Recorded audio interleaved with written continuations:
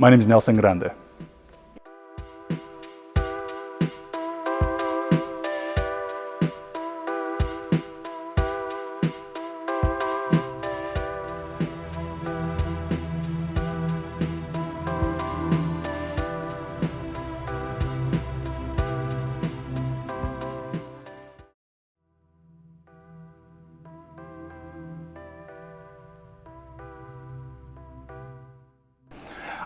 Around 2003, I got into acting classes, and I wanted to act on this. What I thought, my childhood with the kids on TV and all of this stuff I saw growing up. I really wanted to pursue it now, and always having my dad, statement echoing in the back of my mind.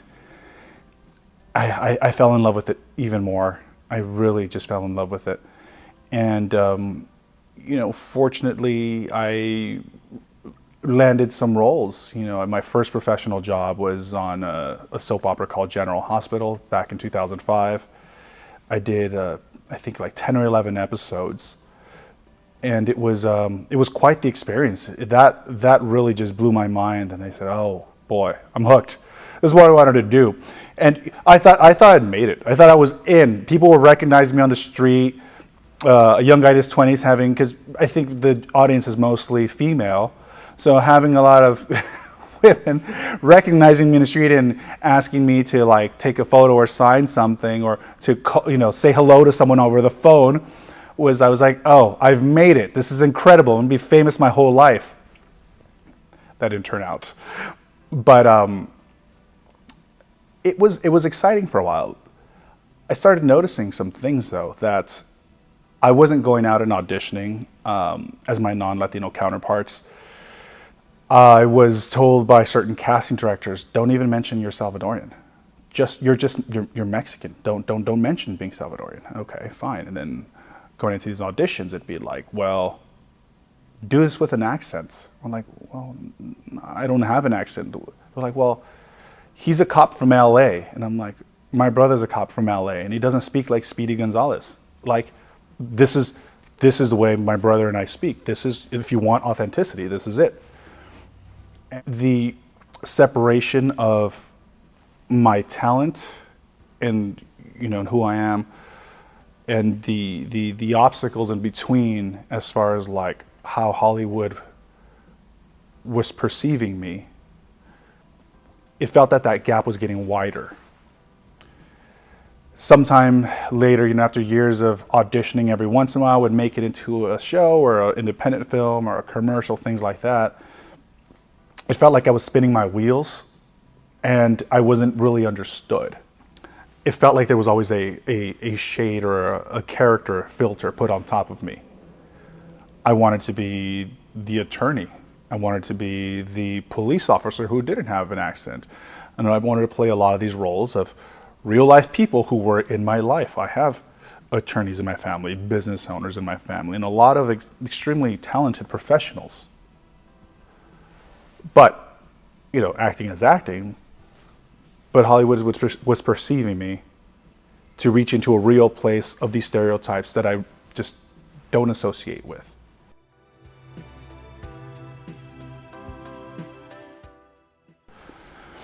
So Fanny and I started dating, I'd say from now, gosh, maybe close to 10 years ago now, 7 or 8 years ago maybe. And we opened up Avenida. And the intention of it was to create a company that has a mission to democratize access to Hollywood and to allow diverse communities, with a focus on the Latino community, because it's the community we have more experience with, in being able to tell stories that are genuine to our own respective communities. We started from our kitchen table in 2016. Fanny and I actually, prior to that, found out that we can work very well together because we worked for a colleague of ours and we'd go into the same office and worked literally within actually the same room in the office. And we were just helping each other out with our work back and forth. We got the idea to open up Avenida and it took off. It took off almost immediately, in the sense that The resources needed are obviously number one, money. We became pros at rewards-based crowdfunding, and this is where people will contribute money, and in return there is no actual equity, but it's people do it in the form of like online recognition, shout outs, sometimes with little swag and things like that. We had to resort to that because the traditional Hollywood methods weren't funding us. Whenever we would approach them with scripts and anything was just, we would just call it general scripts, not Latino themed or anything. The response was an overwhelming like, well, why does it set place in, Seattle? No one's gonna believe that. This has gotta be like in East LA. It's like, why? There are Latinos in Seattle. Well, how come, things they would tell my wife, she had a lot of experiences like, well, why don't you just get J-Lo to act in it? And be like, oh, okay. We'll get the one of three celebrities we have to act in our small independent film. And there was just a lot of blind spots. And there still are a lot of blind spots within the established Hollywood system where they associate Latinos with Spanish, negative stereotypes, certain regions only. And they completely dismiss our growth, our professional statuses, our education status now, and our population. At the time of this interview right now, I think the median age for the Latinos in the United States are between 12 and 13 years old. So Latinos are quite literally the future. And any business person who's savvy enough to understand, trends should recognize that, but they're still ignoring that. So Fanny and I have decided, what? We're going full force with Avenida. We went from our kitchen table to a little creative loft. No, well, actually, excuse me. We went from our kitchen table to a co-working space that could fit two people and, your lunch bag. Then we grew into a bigger space and then to a bigger space. And then we eventually moved into a creative loft where we could fit about, maybe a dozen employees. And we were like, oh, we've made it. This is incredible. And then eventually moved into this place. Now the exciting part is now we're in transition to going into something even bigger, possibly in the next few months, where we would be able to create a lot more content for our company.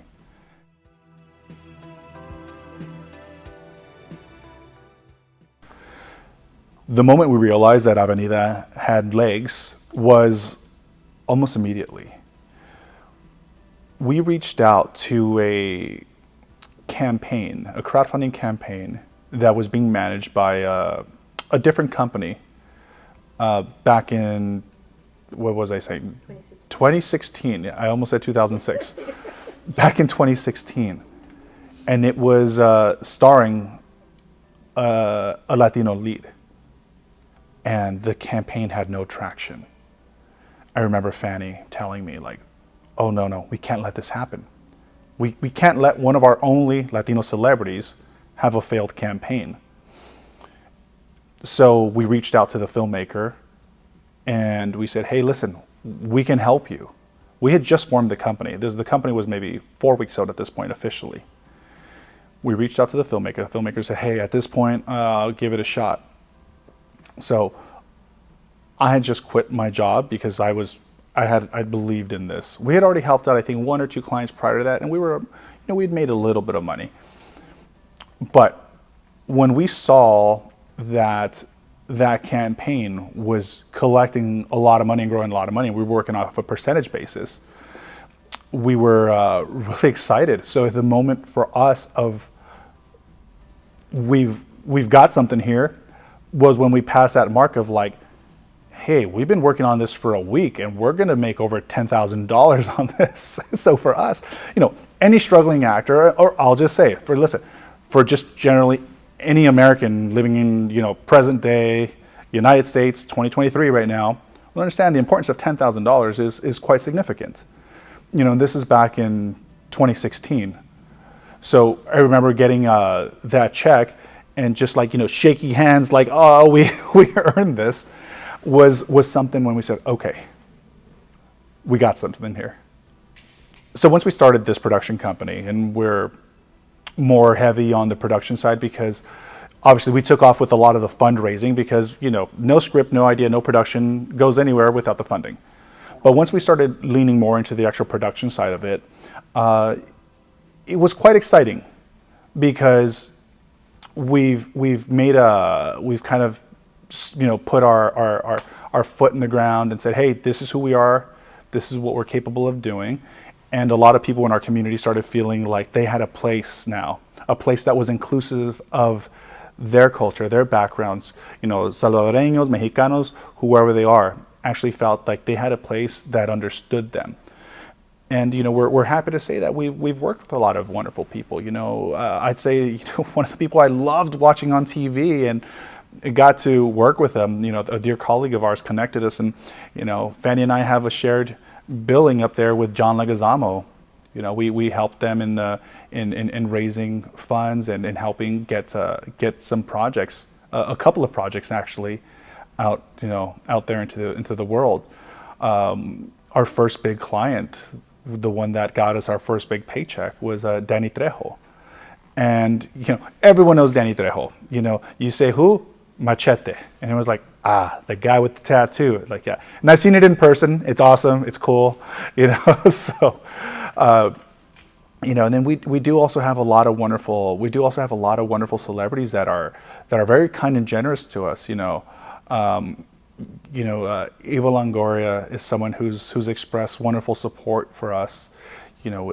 My wife and partner Fanny had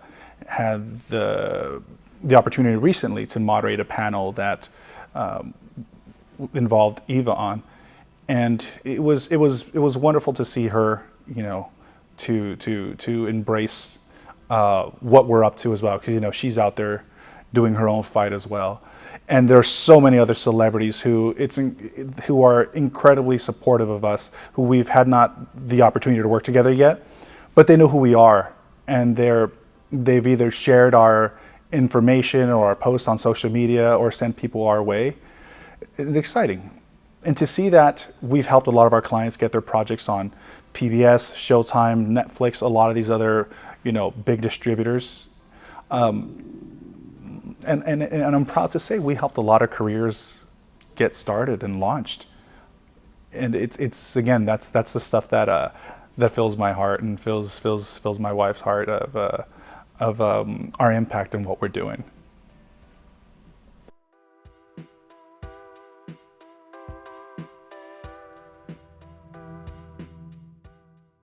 So we've helped a lot of folks from actually diverse backgrounds all across. Our initial mission, and it still remains with a large portion of our company, is to elevate diverse voices. So it's not just people of color, it's the LGBTQ community, it's women-led TV shows, films, things like that. So for us, diversity is a reflection of real life. So that's always been our mission. We have helped several Central American creators in different ways with either raising funds, helping them with production, and things of that nature. And it's incredible because to watch their careers grow and to see them more well prepared and still fight that fight into the Hollywood system, because no matter what, as much as we're building our own table, we're still preparing everyone to break through into the traditional Hollywood mold. And it happens occasionally. We're happy to see it. It doesn't happen nearly as often as it should, but it is something nice to see. Just because it doesn't work as effectively doesn't mean we give up on that fight. A couple of years ago, I'd say maybe about a year and a half ago, Fanny and I launched our own crowdfunding platform called Support Our Story. We were one of the sponsors over at South by Southwest. We launched it there. And now after this past South by Southwest, we have a full year of data, and we're outpacing the leading crowdfunding campaign platforms 4-1. We actually created a technology around it where it actually has several triggers and metrics of reading, where it actually guides the campaigners and tells them what to do on how to raise their money. So it's the only self-guided crowdfunding platform So it's quite incredible. Now the thing is, let me tell you something. Those statistics are incredible. But as a Latino, getting non-Latino venture capital firms to pay attention to that has been just a grind with just little to no results. No matter how many times we go into meetings and talk to folks about, like, hey, they see Latino founders. A lot of folks think that this is something being done in Spanish and it's for the Spanish-speaking market and all of this. So we push through, we continue on. So that leads to the next challenge. Well, as a production company, we are a production company because there are generally three legs to completion of a film. You have the financing, which we've answered it with our crowdfunding platform. We've bypassed that. And there are still traditional investments that come in. There's certain projects, production, obviously we're a production company, and then finally, distribution. There's so many incredible projects out there from Latino community members who do not get distribution, even less within the Salvadorian community or Central American community. Because again, the way people perceive, and I say people going back to people in Hollywood, people perceive the Latino community is like, first it's in Spanish. Okay, if it's not in Spanish, then it's Mexican. And then after that, it's nothing because they can't see beyond that. So for us, we're preparing and we've been developing our own streaming platform, which is, just like any of the other big ones out there, the Netflixes, the Hulus, all of those, where it's a destination for English language, US Latino content. And it's incredible that it hasn't been done yet. And again, this goes back to folks who are ignoring the statistics. And just the way we've had to build our own table with, our funding methods, our production, we're going to build it here. It's been years and years of us trying to ask for a seat at the table of the decision makers. Nothing changes. They don't understand our communities. They don't understand anything beyond the stereotypes. And there is no need for them to actually have to change anything because we're already an alpha consumer. So it's something that Fanny and I decided that we're going to take these matters into our own hands.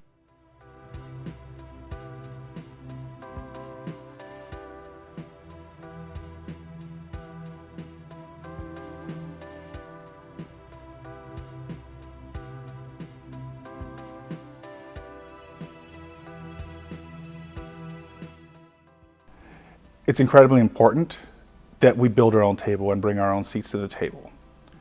We've spent decades trying to be included, and we've been given crumbs. I don't want to necessarily attack any folks in Hollywood, but I've seen so many initiatives and programs to bring on, Latinos into the light and to bring them into these positions. Those are BS. I hire folks for productions all the time, and I know I don't need an initiative. I just hire them. So there is an intentional gap put in between there. So for us, it's not about waiting anymore. It's about taking actions. Fanny and I have been invited dozens and dozens of times over the years to go to these executives' office and executive meetings at all these studios. And they welcome us like, hello, Fanny Nelson Avenida, welcome. Hey, we want to pick your brain how we could be more inclusive. And at the very first, in the first couple of years, we were excited about it because we thought, great.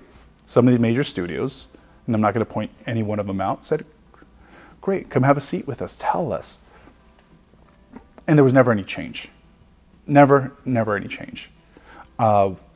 After those meetings, several times we'd reach out to see like if there was any type of follow-up or what came of those meetings. And we were always, bounced around and shoved aside and never followed up with. So the importance of building our own table and bringing our own people, our own seats, has to do with not just the decision makers, but who the decision makers are. People who understand us.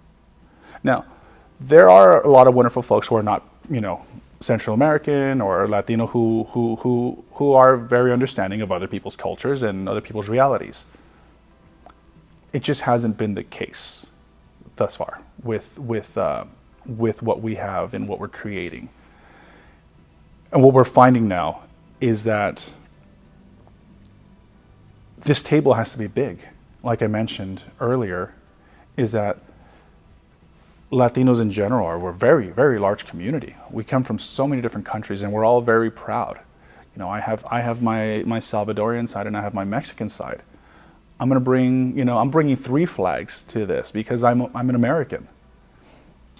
So it takes people, I don't want to say like myself with people, but like myself in the terms of people who have different lived experiences and actual real life understanding of what it's like to be someone who has roots from other countries living in here in the United States now. So it's exciting now. At first it was really challenging, but building our own place is by far the absolute best way to go.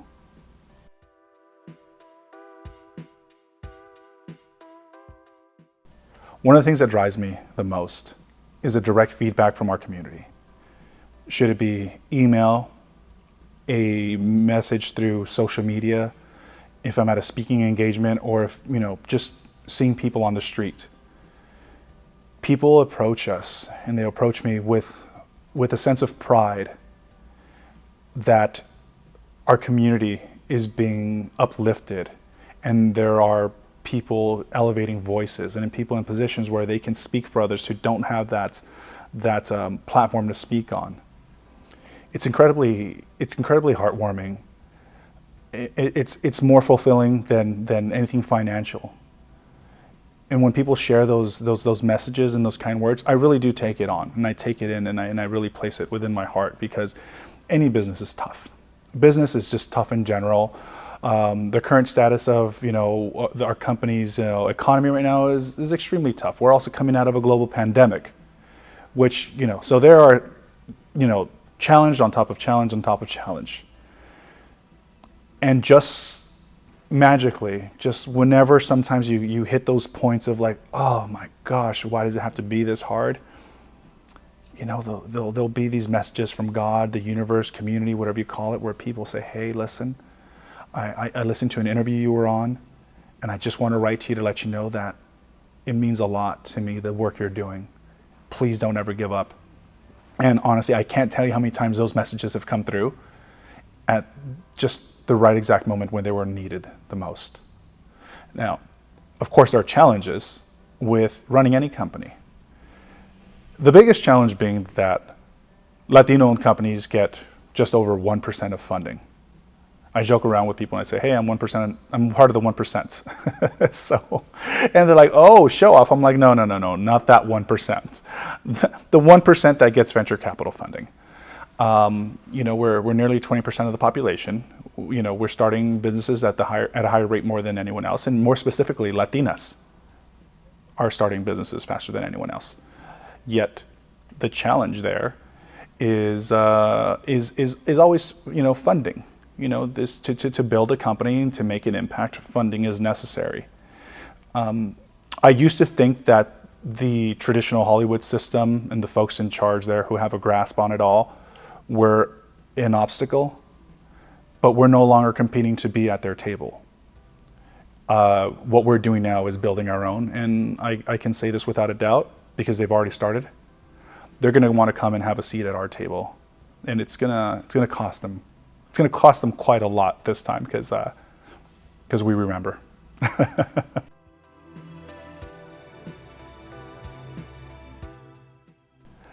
I get the question a lot of where I see myself in 10 years, and it's funny because I feel like I've been in the discovery of it myself also.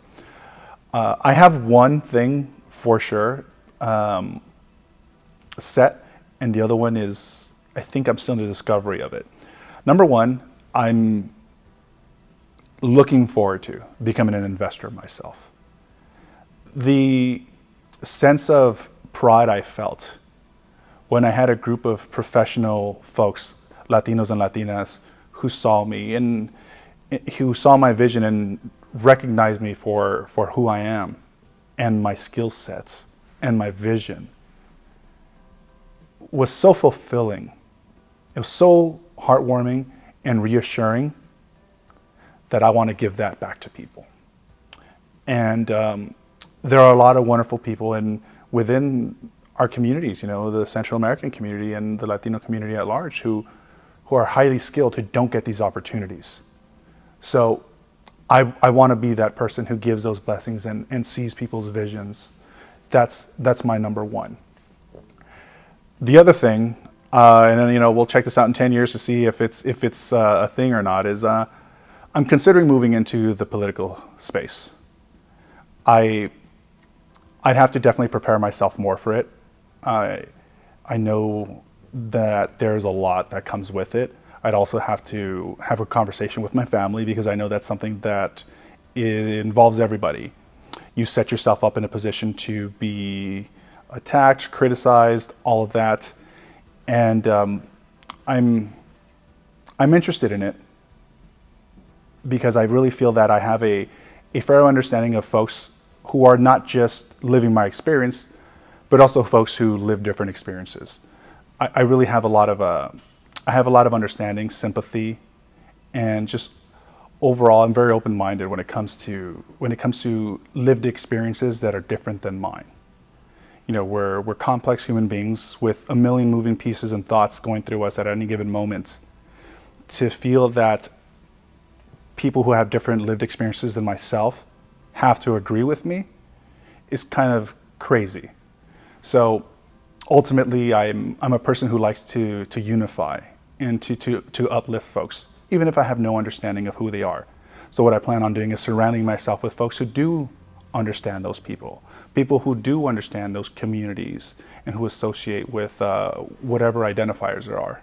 This would be something that I would do after either Avenida's leadership has been handed over to somebody else, or whatever it is. I want to make sure that Avenida is definitely in a place where it is in a position where it has great leadership if I have to step away. But that's why I'm saying 10 years down the line, because my responsibility right now is definitely to the community that we've built with Avenida.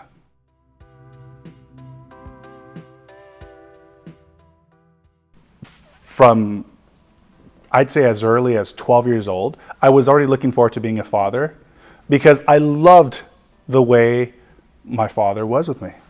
I knew that there was another stage in life to look forward to. And it was absolutely incredible. I don't know any other kid that, they sell these toys for young girls of being a mom and all these dolls. I mean, I think if there was something for boys, I would have been all over it, because I enjoyed watching my father have fun with us. So that was always something I was looking forward to growing up and being able to give this love and these experiences back to my kids. I have my daughter. I told you we come from a blended family. My wife and I both brought our families together. But my daughter, Sophia, is she's 12 years old now. When she was born, it completely changed my life.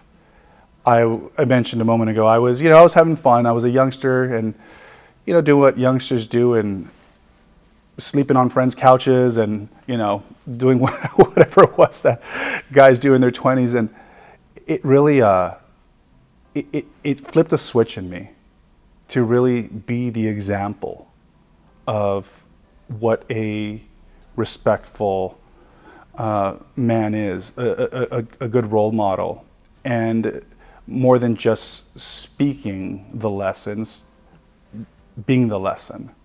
I got to make sure she watches out and knows how to fend for herself, because I don't want her growing up to be a, oh, woe is me young lady. I want her to grow up to be a strong, raise her just as I would a boy, to really grow up and be proud of who she is, and understand that these same things that my father would tell me and reinforce within me, of being able to be whoever and whatever I choose to be. is something that she knows from the very first moment she can understand what I'm telling her. So, and it's exciting. It's exciting, and I'm having just as much fun with her that I did growing up with my dad. And I mentioned my stepsons a moment ago. It's such a blessing because when you marry the person, you marry the family. And I found my entire family, the remaining part of it. And the kids they got together and they were instantly big brothers and little sister. So it was wonderful. I don't call them my stepsons. They're my sons. I call them with the term mijo. They're my boys. We all watch out for each other. For us, there's no division. I call it an instant upgrade in family.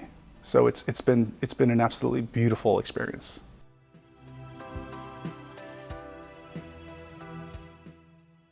I tell myself to just trust myself, and it sounds very cliche in a sense.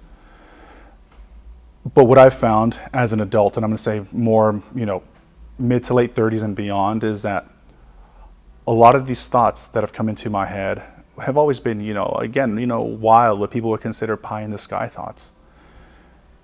Whenever I've trusted myself in taking these leaps, I've learned something. That a lot of times these aren't dreams, they're goals. And that because a lot of people aren't taking these leaps because everybody perceives them to be pie in the sky or too far out of reach, there are far fewer people actually trying to get to these goals because a lot of people are already counting themselves out because it seems too difficult. And ultimately, I feel that the best ideas, the biggest ideas to contribute to, your life, your family, your community, your business, whatever it is, those ideas come from a place of having a wild thought and trusting in yourself, as long as you have integrity with it. Having integrity in what you're doing and taking a wild shot at it has proven to be a wonderful payout for me. So, and I mean that, and I don't mean that payout financially. I mean payout as far as rewarding outcome in different ways in life.